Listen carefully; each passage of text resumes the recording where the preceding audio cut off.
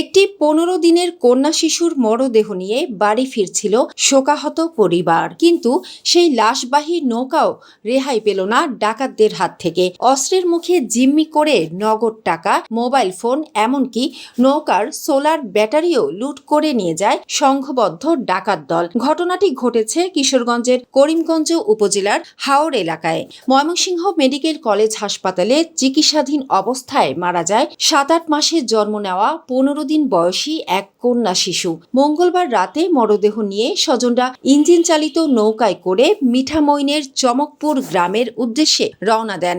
রাত প্রায় ১০টার দিকে করিমগঞ্জ উপজেলার নোয়াগাঁও সুইচ গেট এলাকায় পৌঁছালে একটি কোষা নৌকায় করে ৬ জন অস্ত্রধারী ডাকাত তাদের পথরোধ করে। নিহতের স্বজনরা বারবার বলেন নৌকায় একটা শিশুর লাশ আছে। মাঝিও বলছে এটা লাশবাহী নৌকা। তারপরও ডাকাতরা কোনো কথা শোনেনি। নৌকায় উঠে টাকা, মোবাইল আর ব্যাটারি নিয়ে যায়। পরিবারের দাবি, ডাকাতরা নৌকার সোলার প্যানেলের বড় ব্যাটারি, একটি ফ্যান, যাত্রীদের নগদ টাকা ও ৩টি মোবাইল ফোন লুট করে নেয়।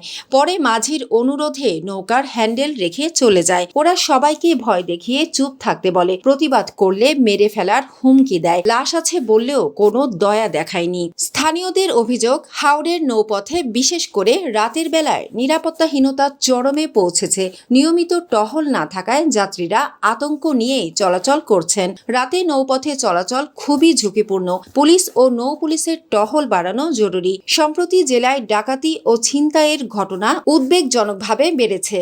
আইনশৃঙ্খলা বাহিনীকে আরও কার্যকর ভূমিকা পালনের আহ্বান জানান তিনি।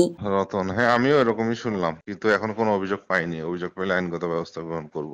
এদিকে করিমগঞ্জ থানার ওসি মোহাম্মদ সোহেব খান জানান, বিষয়টি মৌখিকভাবে জেনেছেন। লিখিত অভিযোগ পেলে নৌ পুলিশের সঙ্গে সমন্বয় করে তদন্ত ও আইনগত ব্যবস্থা নেওয়া হবে। চামড়াঘাট নৌ পুলিশের ইনচার্জ মোহাম্মদ ইস্কান্দারও অভিযোগ পেলে তদন্তের আশ্বাস দিয়েছেন। উল্লেখ্য, এর মাত্র ১ মাস আগেই একই অঞ্চলের হাসানপুর ব্রিজ এলাকায় পর্যটকবাহী ট্রলারে সংঘবদ্ধ ডাকাতির ঘটনা ঘটেছিল। পরপর এমন ঘটনায় হাওড়া অঞ্চলের নৌপথে নিরাপত্তা নিয়ে নতুন করে উদ্বেগ দেখা দিয়েছে।